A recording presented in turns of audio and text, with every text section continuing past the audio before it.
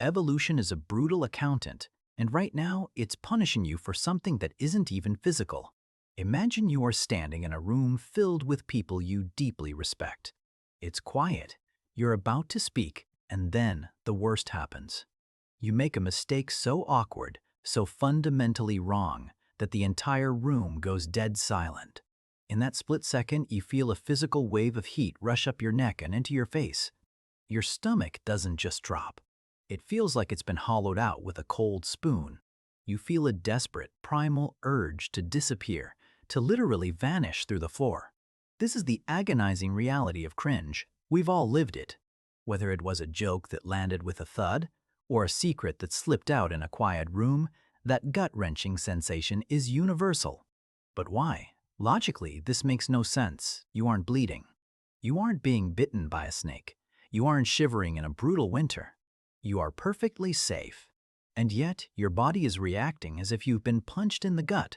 From an energy standpoint, this social pain is a massive waste of resources. It leaves you distracted, weak, and physically miserable. So why didn't the accountant delete this bug? Because in the cold world of survival, your brain isn't interested in your comfort. It's interested in its own ancient social security schema. In the dark of your subconscious, your brain knows that a social mistake isn't just awkward. It is a life-threatening emergency. Today, we're decoding why that cringe you feel is actually a high-level security alarm designed to stop you from being exiled. Welcome to Logic Schema.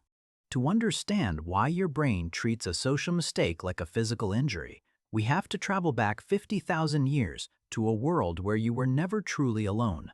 Ancient humans had almost no private life. You ate with the tribe. You slept in a communal camp. And you moved through the world as part of a single synchronized unit.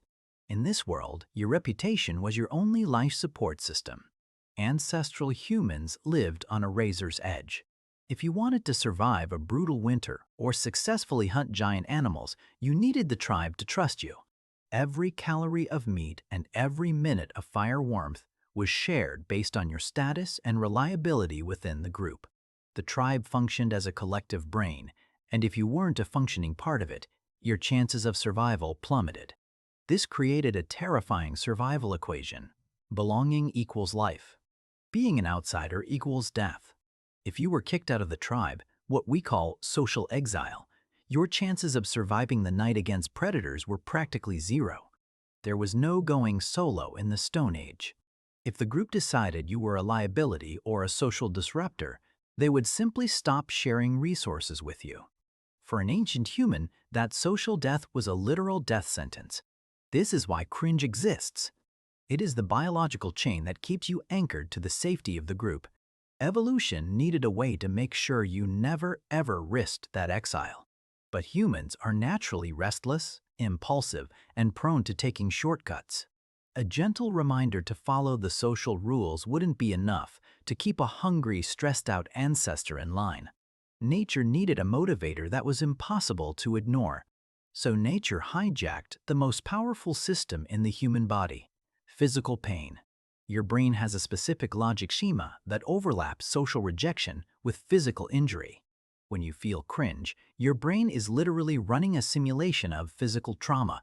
It uses the exact same neural pathways, specifically the anterior cingulate cortex, that fire when you break a bone or burn your hand. This is a masterstroke of biological engineering. By making a social faux pas feel like a physical wound, your brain ensures that you stop whatever you're doing immediately and reevaluate your behavior. It is a social smoke detector. Just like your brain might see a face in the dark to protect you from a predator, it would rather you feel cringe for a minor awkward moment than have you miss a social signal that could lead to your exclusion. We are the descendants of the most paranoid, socially sensitive humans in history. The ones who were terrified of being uncool survived to pass on their genes. The ones who didn't feel the social pain? They were the ones left behind in the dark when the tribe moved on. To see the logic in action, let's look at 3 concrete scenarios, where this social alarm was the difference between a thriving tribe and a dead lineage. Scenario 1. The vanity check. Imagine a young hunter who tries to show off during a high-stakes hunt. They break formation to look brave, but they end up scaring the prey away, leaving the tribe hungry for a week. The cringe they feel when they return to camp, the burning face, the inability to look others in the eye, is a biological correction. That agonizing shame ensures they never show off again, forcing them back into the cooperative logic that keeps everyone alive. Scenario 2. Resource hoarding. In the middle of a brutal winter, resources are non-existent. An ancient human finds an extra cache of food and thinks about eating it alone. But then, they imagine the cringe of being caught, the social shame, and the potential exile. That anticipated pain acts as a barrier. The fear of social rejection forces them to share, ensuring the entire group survives until spring. Scenario 3. Ritual coercion. Ancient humans spent hours on music, dance, and storytelling. These weren't just fun, they were social glue. If someone interrupted a sacred ritual or told a lie that endangered the group, they would feel an immediate, sharp social pain. This kept the group synchronized. It ensured that everyone was following the same social schema, making them a perfect, unified machine when they had to fight predators together. If you look at the physical symptoms of cringe, they reveal the hidden security system at work. Think about what happens to your body during an awkward moment. You sweat, specifically on your palms. This is your body preparing for an emergency relocation. Your brain thinks a social error is a physical threat, so it's prepping your grip in case you need to climb a tree to escape a predator. But the most incredible feature is the blush. Your face flushes red and you can't control it. Blushing is the white flag you wave so the tribe doesn't go to war with you. It is a physical social signal that tells the rest of the tribe, I know I messed up and I feel bad about it. In the logic schema of a group, a person who blushes is a person who can be trusted. It proves your body is physically incapable of hiding your social shame. Blushing is a biological security check. It tells the tribe that you are still aligned with their values. If you didn't blush, if you didn't feel that heat, the tribe would see you as a social predator, someone who doesn't care about the rules.